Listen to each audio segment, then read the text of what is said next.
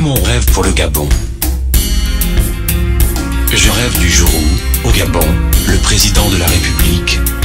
qui ne s'imposera pas à tous par la force militaire ou le culot de la ruse, devra rendre des comptes à la nation. Devant une république forte où les institutions sont souveraines et efficaces, et non le flicage actuel et permanent de l'État policier. Je rêve du jour où ces ministres tout-puissants, qui placent trône autoritairement devant une opinion à ce point opprimée, à ce point offensée, à ce point déprimée, et parfois inerte, devront rendre compte du patrimoine immense qu'ils se sont si rapidement, si facilement,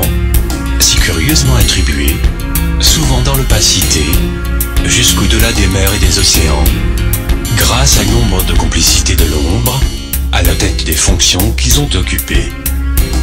Je rêve du jour où la tendance au repli ethnique ne sera plus la plaie ouverte, qui consume aujourd'hui les identités collectives, que nous voyons s'étendre dangereusement en brûlis et en feu de brousse dans le pays. L'ethnie d'un citoyen, ses origines, sa famille, ses relations ne les couvriraient désormais plus devant les forfaits, dont tout le monde voit bien le compte, porte quelquefois plainte, sans espoir aucun de se voir reconnaître son droit.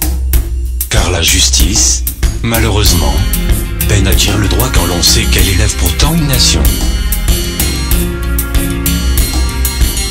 Je rêve de république, oui. Non de cette folle langue disloquée qui brouille le regard et la vision, où la raison du plus fort dessine toujours fort bien cet état de nature malencontreux dans lequel cette théorie de politicien impossible et véreux, qui peinent encore à faire des politiques et des hommes d'État, manquent à leur devoir de construire une véritable nation. Je rêve grand, oui, d'un pays grand, immense par son rêve, abrupt par son idéal, illustre par l'image qu'il a de lui-même, où nous serons tous Gabonais, tous humains et fraternisants, ou comme dit un personnage de Borges, la terre, notre terre, deviendra le parcours des admirations, et non pas le culte ethnicisant auquel il est aujourd'hui soumis, où l'on est d'abord et avant tout, remarquablement Pounou, singulièrement Fang, particulièrement Zébi, notamment Téké, spécialement Poé, etc. Autant de forces culturelles qui pourtant auraient pu à ce jour, fraternellement mises ensemble, construire richement une véritable dynamique patriotique. Je rêve de république, énormément, où les forces seules porteraient les uns et les autres, au mérite, à la place qui devrait être la leur. Où le faible est pris en charge par la solidarité citoyenne et publique, puis poussé vers l'effort, et non pas honteusement délaissé, comme aujourd'hui écrasé et voué aux gémonies, comme c'est bien souvent le cas dans ce pays incroyable de la longue marche de la nuit cellulaire, où le pouvoir distille la peur contre ceux qui ne pensent jamais plus comme lui.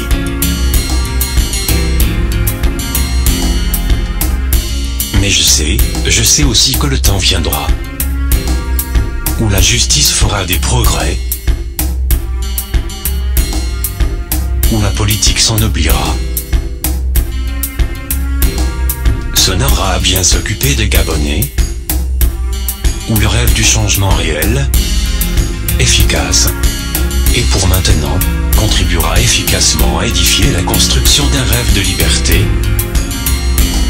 où la fierté d'être Gabonais nous sera rendue par nos vigilances symboliques et notre propre effort, où tous les cahuzacs de la République seront dénoncés par une presse libre et pas soumise aux dictates du pouvoiriste du moment. Et pour le coup, Omar Bongo, de sinistre mémoire, avait bien eu l'inspiration de nous prédire que quelle que soit la durée de la nuit, le jour se lève toujours. Au Gabon, il y aurait tant à dire sur le patrimoine de nombre de politiciens, dont la place devrait être aujourd'hui, en prison, au gros bouquet. Entre crimes rituels constant et enrichissement illicite, entre corruption active et abus de biens sociaux, entre détournement de suffrage et abus de faiblesse, entre crimes économiques et pratiques de sorcellerie. Ils auraient fort à faire pour expliquer la provenance des millions de dollars qui dorment sur des comptes offshore, qui leur appartiennent ou dans les établissements financiers des paradis fiscaux. J'en appelle fermement à la moralisation urgente de la vie publique au Gabon, avant que le salut du pays ne vienne, comme dirait Mardoché, l'oncle de la reine Esther, d'ailleurs, du ciel divin généreux, ou de la terre fracassée et vengeresse, des canicules réfractaires du soleil des âmes, en blessure et en espérance, dans ce Gabon férocement mordu au cœur de ses plaies par la misère et l'incurie, qui, pour l'instant, leur paraît encore aux politiciens véreux, cette république de bandits, de miel et de lait. Mon rêve pour le Gabon.